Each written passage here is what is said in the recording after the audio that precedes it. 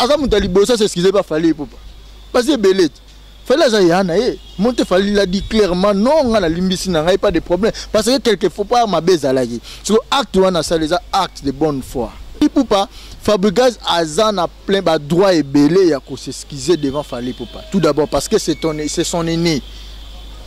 Baza âge moroté de ceux qui moi bébé zalaki. Ah s'excuser ma beza oh na bien.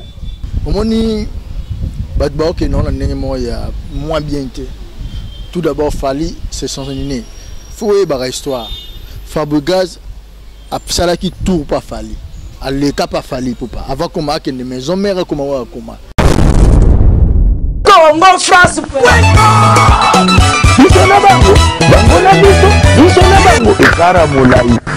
France.com site ya Tolo Masolo danger Masolo kitoko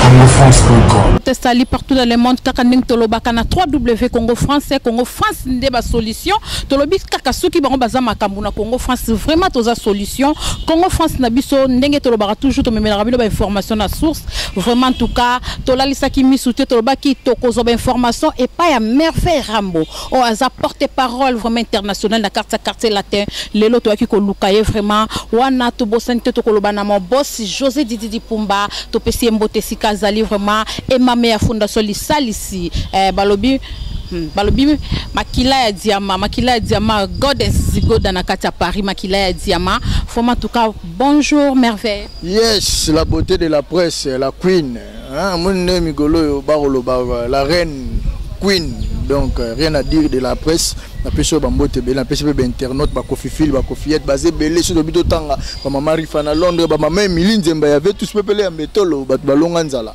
hein basé belé ba to ba Periane né Consalves ba vena biso Rodolphe Tumba donc basé ba Clarisse Kolela baronne la prêtresse donc basé belé ba veut tout ba le président le plus beau papa na Victor Abraham bébé leader donc basé belé donc ba ya Sandra Kazadi donc ba tout en fait bambote bena ba internaute ba otala biso ainsi que na Moko l'inoxydable le quadra Raman, l'artiste incontemporainement donc de génération en génération. Un peu c'est mbote belé quoi. OK, bon basango ya mouvement na nzembo na yo. Ouais, mouvement tranquille donc nzembo kitoko donc le 25 na informé na batutu pe na yo donc les grands mopa à l'occasion de l'anniversaire à quartier latin à remettre biso ba plan donc pour un air et à quartier latin donc voilà quoi. Voilà na yoka kipe yope.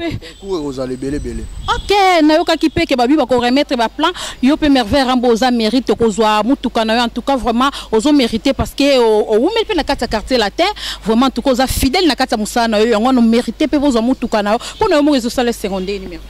Donc tout d'abord bon moni na yo tiens remercier na Nzambe na public na grand peta bada donc la fidélité ouais wana je peux pas moni Kofi Olomide za patron musique à Congo faut le respecter avoir beaucoup de respect envers lui moni ko pesa biso chance wana pour na bat monsieur ezalama facilité donc voilà donc pesa biso chance ya banzembo donc na pesa beve na Kelvis Nko il est boss la PC Mbote Belé, l'homme qui a assuré aussi. Donc voilà quoi. Merci quand on a gagné Tagbada. On est à la cuisine interne. On a roulé baraté na TV. Merci Mingi. Pour moi, tout détaillé trop athée quoi. Merci Mingi parce que geste wana. Donc les lots na Congo, ça on est. Je talaba musicien donc voilà tous les musiciens presque donc voilà merci beaucoup.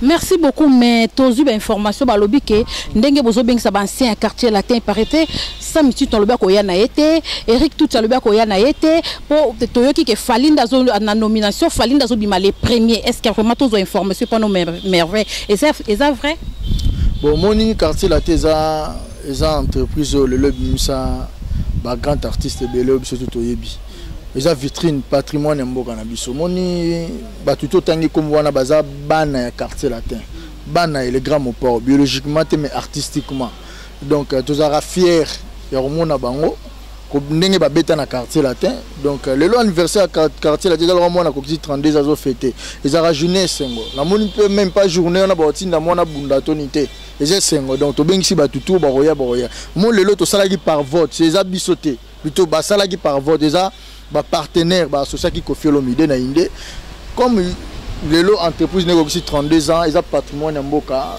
Donc biso ko fait le milieu ça laisser l'artiste ça toujours en scène.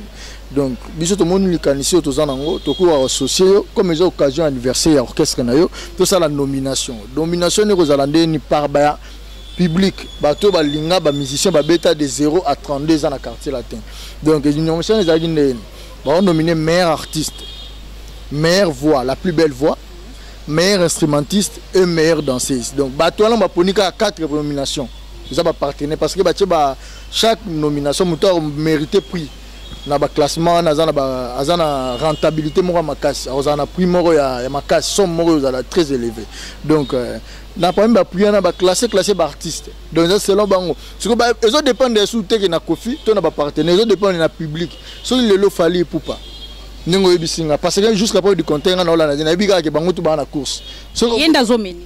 Bon, si on a mené, c'est que les publics, on sait que le public a banni, tout ba nominé, pour voter bango.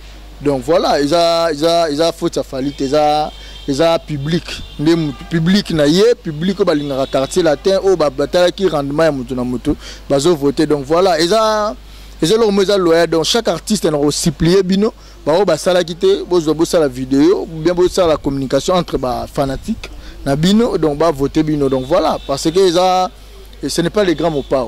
Donc juste associé mais ils ont des partenaires on peut s'appuyer qui vivra verra. Donc voilà quoi. Voilà vraiment voilà pena qui vivra verra pena quand des merveilles à lobby wana to lobby kaka mbote na mama Emily Nzemba na Bella de London na kata Irlande babi Irlande bouger otozenga mambu na kata Irlande otozenga mambu vraiment na kata Irlande so ngo sala ba conteneur na yo contacter ka otozenga mambu vraiment en tout cas boni concert ya Cindy chante quartier latin. Ouais, merci par là. Donc déjà ma actualité le monument donc au moment où je vous dis donc déjà demain samedi pour émission le lot le lot. Ouais, donc lobby samedi déjà na ibisi batutu aux avions le lot déjà na 22h comme lobby na tongo de l'heure comme normalement biso tout na grand hôtel. Donc concert est bel et bien confirmé, honorable, la plus belle voix, autrement dit la reine de la musique congolaise, autrement la plus belle voix de la musique africaine. Donc rien à dire à Osepeli Sabino, elle va chanter quartier latin. Tout va bêter dans quartier latin. Donc ba vin na katu malobate biso to yoka ki na ba information ke ba nila ngozaki biti ani ba nila ki yango pe to yoki yo le confirmer que eza nilé te o confirmer ba fanatique na bino parce que to yoka ki zaki anilé. Très bien dit. Au moins ezaki suite ya chef de division Moro Boye. Donc sans accord, il y a ba autorité na ye, il voulait se faire justice. Ba bes kizengane na telem na tieni on a parce que justice ezaka na batu nango. Ba benga bango ba juge, ba loi. Donc so likambo ezali faut que na muto akataka likambo. Donc qui sans accord naie alingaka ça la justice malamoko donc sans tenir compte il y a chef naie il y a une décision en naie il a voulu frapper fort parce que ça a dit tu sais ko fait l'omide quand tu oses frapper fort faut yebaka faut s'attendre à retour nango surtout ceux qui osent la raison te ceux qui osent la raison mais ceux qui osent la raison te s'attendre parce que représailles les alaragaka. Surtout ceux qui ont fait le midé, les grands mots pas, surtout Nenga Tambolaka, Naye na Kimia, parce que fait le midé, c'est parmi les gens au Lelo à valoriser la culture congolaise na Congo. Pourquoi? Surtout sur le plan scénique. Bah concert il y a Betaka. Ils ont un concert mon vieux et puis mon Lelo tout Betaka rappelle histoire. Quand grand hôtel Bakanga Gango. Ça fait plus de 5 ans ma mission va Betaka. Ouverture nango banda ba fongo le onka biso mto beta. Donc banda grand hôtel fongo mission congolais moko betité. À part Kofi Olomide. Est-ce que vous comprenez? Donc, c'est-à-dire, ils ont estime, valeur, oyo. Bazan vers Kofi Olomide. Kofi Olomide a un homme moroboye. Adrénaline full moroboye. Un peu classe. Donc, pas un peu, mais classe, très classe. Au Baroyaka, c'est disciplinaire.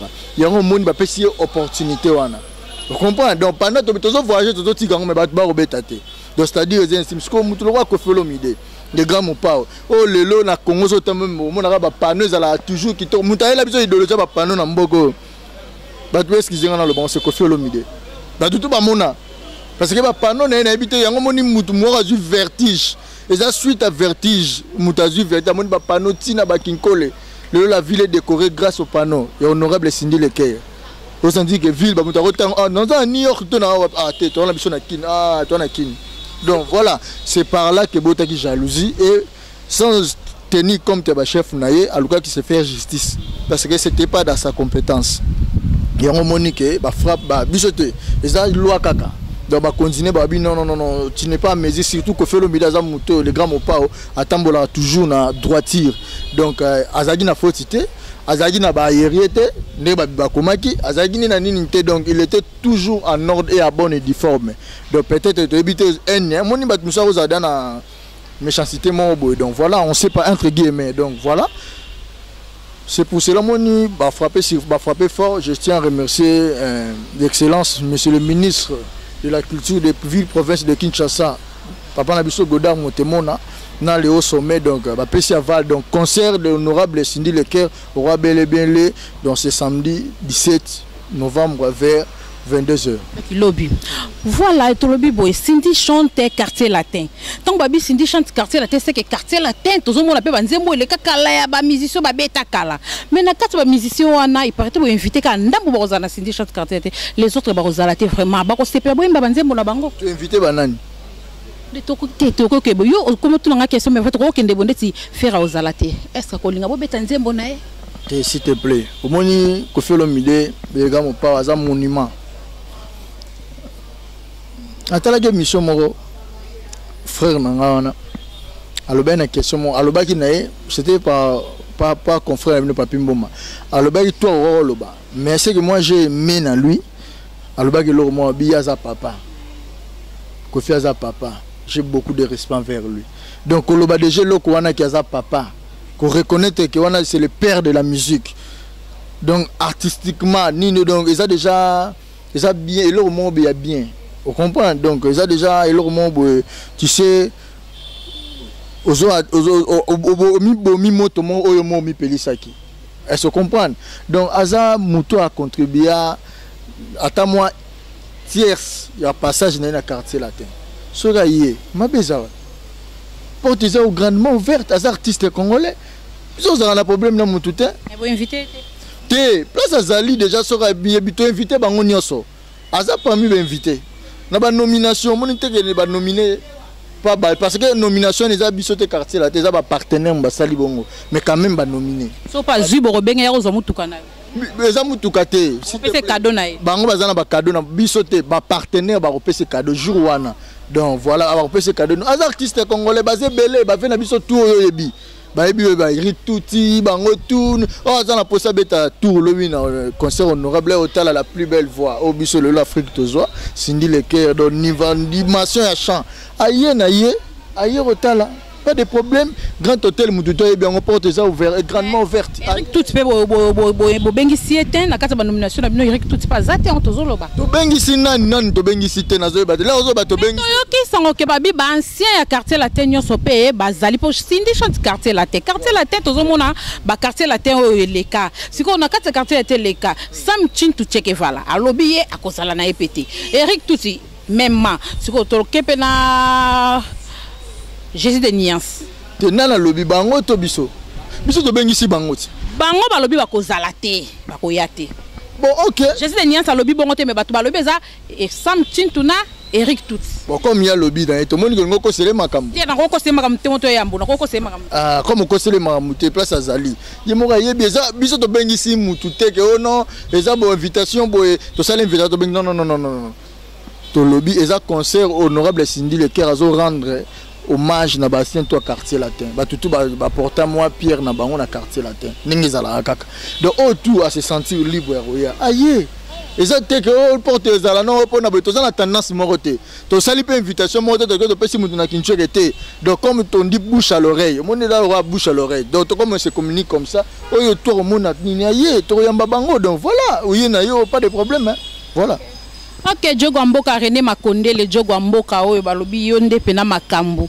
Vraiment en tout cas boni basango ya album ya Yemoko Fali Pupa. Boyambi yango ndenge album wana. Te mais parti moi manga fotu na batave na biso mais comme ya avait moni mango yango. Et to tuni opeka parce que to yebi yo pe na makambo ya Fali Pupa yo atoza kuna te no question na te mais quand même eza union kaka quartier la tête moi na quartier la tête. C'est bon, faut le voir bien. On a déjà vu na biso. Aza moni lelo, les essengo kobota mana ya yo. Aza aza intelligent, aza millionnaire, aza son ami millionnaire. En fait, nana lo baboy. Eza sengo kobota mana ya yo azo sa la fierté ya bino baleki. Na ya bino na papa pe ya yo aza respect. Vous comprenez? Ba yaya oyo en plus yaya te ba yaya basé belé. Ba vena biso ba soleil, ba vena biso ba gypsum, ba vena biso ba basé belé ba vena biso na tout oboyebi wana ça la fierté gambo tagbada basé belé. Mais là le moment ba vena biso fallait avec tout le respect je le salue et Ray Magodon. Yaza bomba yo ki on dernier marché ndenge yo kedia. Mboka mobimba so tuni ba biso que il fait rage, hein? Il fait rage. Moi j'étais à Douala donc voilà quand na batwa ba lingala te mais bazo mba lingala. Donc c'est-à-dire fallait pour pas félicitations donc Assel Moussa est bien et en tout cas tout d'abord moi je sais que moi j'aime Fally Ipupa batbo est-ce qu'ils sont dans le bas et ça comportement. Vous comprenez? Faut to le barango bien ça comportement. Donc comportement cela veut dire quoi? Au moni lelo mutako comme biso mona mutu tout ça comme manquer bato. Ndenge lwa na tire la biso plutôt ndenge lwa na tire ndenge bato balakisa biso na mukiki mutako mozo akomi na car comme mona ke bato batambola na car bube bato bakamo na car va mona bandi bakomi ndenge moko. Vous comprenez? Ça bere ravi.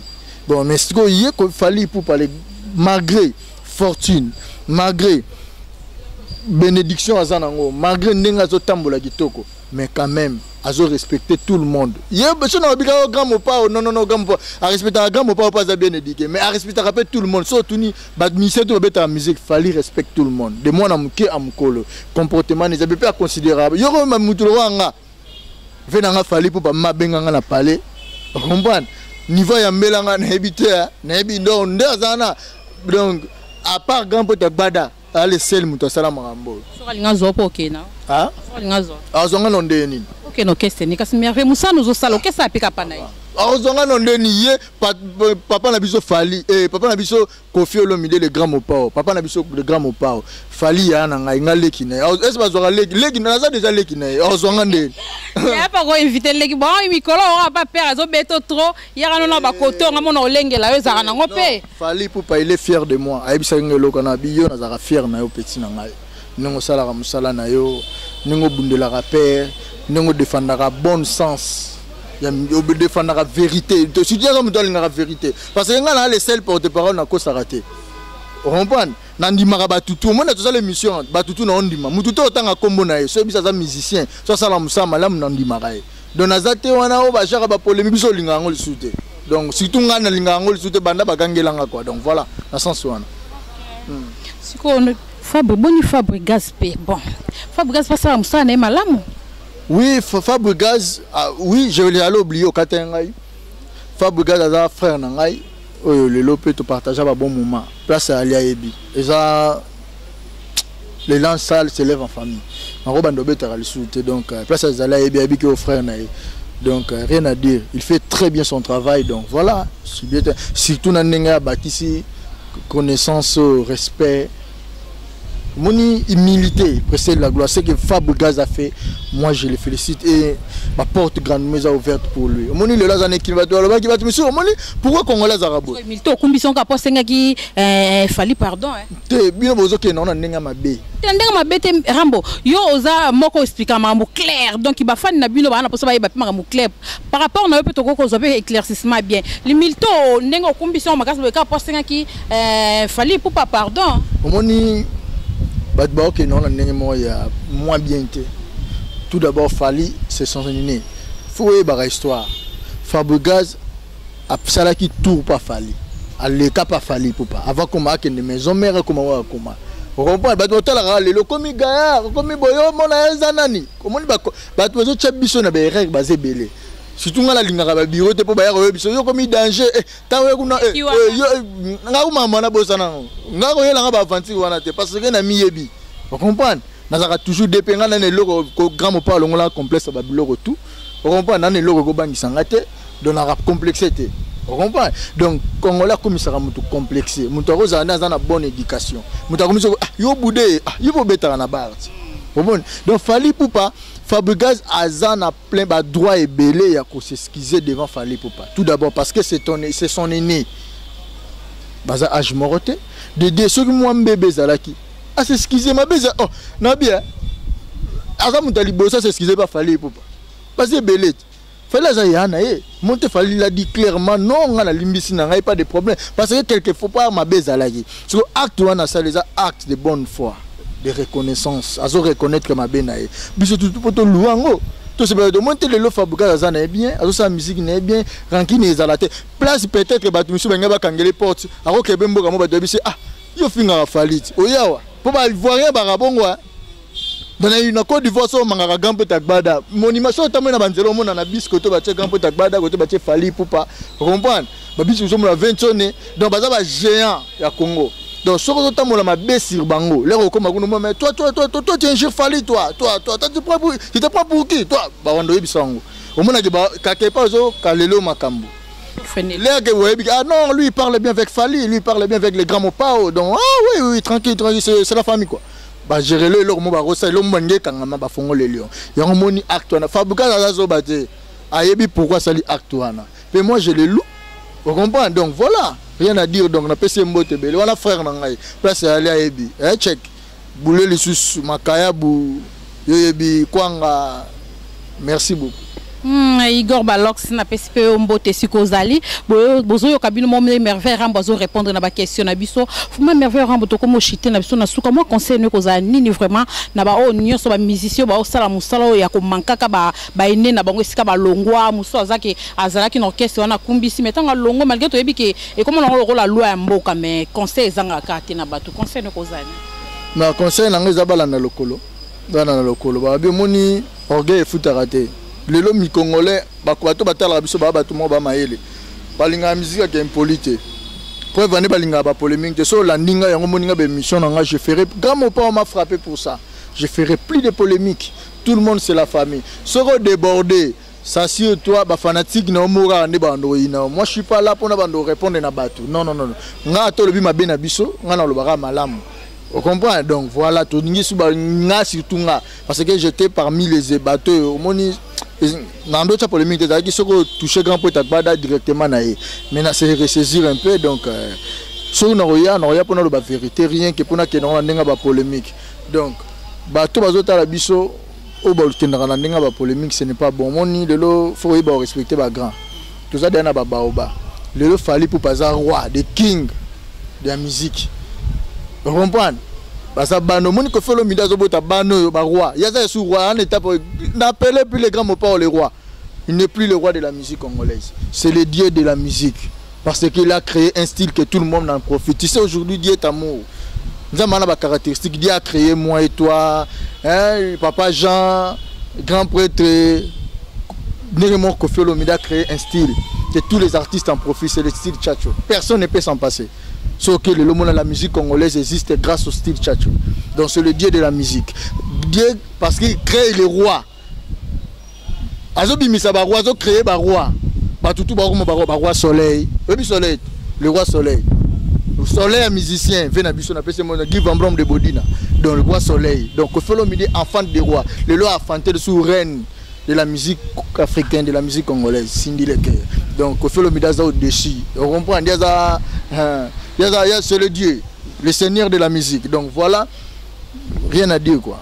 Ok, merveille Rambo année tout monde comme kindi nango déjà na souka parce que moi autosé ngo de moi ça déjà moi avant dernière mois année si ko pona yo take oza porte-parole ya quatre quartier la terre au monde na ba porte-parole ni sur orchestre pona yo so ba lobi pesa trophée pesa porte-parole ni trophée à part yo à part ngamoro non pesa pas porte-parole à Radjakula non pesa ça me bien. On a mon sac à terre. C'est du international. Bon, dans le but que basala ramabé, basala ramisa na bango bien. Si ba bina pesa ngana pesa trophée na pesa wana na ba raison na pesa là. Raison non ni pe komboni na parce que. Des raisons nga ezala par rapport au respect. Aza le sel muto afinga na muto te, amanka na muto te, atambola bien. Ya na pesa ni. Kombo na inani. Na bossa ni kombo, mais na billet de vie. Voilà, vraiment en tout cas to comme chité na biso vraiment merveille un moment ba mbote la bayo ayo. Na pesi que c'est pas porte-parole tout mbote. Na pesi grand prêtre Zaza, hein, sécurité. Na pesi mbote belé, na pesi Hervé Lentsele en direct de Switzerland, na pesi Nene Consalves, na pesi tonton yala la beauté de London 365 000 aspects na pesi Clarisse Cole la baronne na pesi Mama Rifa na Londres Sandra Kazadi Lomide Del Pilo Mourino Saint Ross James Lidiston Nike donc et na pesi batutu notre maman Aliana Charleston Lomide donc na pesi mbote belé en fait na pesi be batutu ba otalanga mon vieux le grand Gérard vieux Jean papa Jean donc rien à dire donc voilà quoi na pesi levé Bodena un diplomate quoi donc rien à dire quoi. Oh merveille le 30 novembre ils a fête anniversaire na ngai faut ba fête anniversaire à Nicole Nzimba le 30 rôle wa mwelo nini et ça nga moi bien joyeux anniversaire tout ça vidéo ba anniversaire comment les jours là ba lo ba vendre un jour wana ande ba faire donc lobby déjà tout dans la grande hôtel honorable Cindy Lecker elle va chanter les anciens du quartier latin. Les gens qui ont contribué pour la bonne marche du quartier latin, les artistes, donc venez nombreux à partir de 22h. Boya vraiment boyoka, un niveau et musique quoi. Donc voilà, que la paix règne entre nous. Les 25, nous sommes bel et bien à l'esplanade de la fille de Fikine, à l'esplanade de la fille, à l'esplanade plutôt. On dit comment? Bref, à l'esplanade de Fikine, comme on dit toujours. Donc Maramouti déjà ciré, boya vraiment voilà quoi. Merci. Ok, vraiment bien boyo qui merveille Rambo a panzeli binon teke kande tolobaka panzin teka lobi bien vraiment tout cas na site na biso tolobaka soki bango baza makambo biso koto toza solution na site na biso 3W Congo France de makamba lobi mama Emilie Nzemba motema ya tous pepele ya mbetolo mama Likelemba Irlandais a bougé na otozenga mambu Igor Balox master na ngamoko Igor Balox babi Bella de London petite sœur propre makila ya diamant na yo Golden Zigoda makila ya diamant na kata Paris faut ça aussi la petite sœur no masolo kande to sola qui est bon apesi mbote na ba nyoso bolinga ka Nicole Nzemba o bozo consommer ba produit na bo santé Muna Cédric Muna yonde pendo simbi caméra na mokolo lelo na pesi bye tokutana la prochaine numéro Congo France